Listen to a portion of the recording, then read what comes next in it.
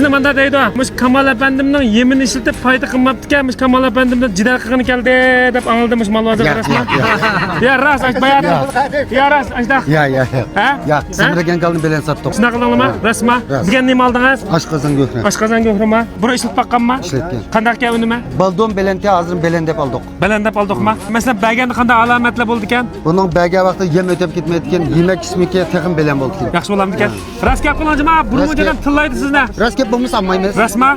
Do'stlar, mana bu sarxilninki oshqozon go'hri, mushuninki meyika har grammda 2 milliard foydali bakteriya va ma bir butilkasida 200 milliard foydali bakteriya va mushning o'zini bir tonna suv aralashtirib shu suvda aylab ketamiz. Shu suvni sug'urman kalning tezgidan yem o'tib ketmaydi. Agar kalning tezgidan yem o'tib ketsa, qo'yning mayqidan o'tib ketsa, quruq butilkani akab birsizlar, pulingni shu pit qaytarib beramiz. O'shandan foydalanib qolsangiz bo'ldi. Mukofotingizni oldingizmi? Bir narsangiz bilan qo'shib berdi, shundaymi? Ha, mana bu mening mukofotim Kamal efendimniki.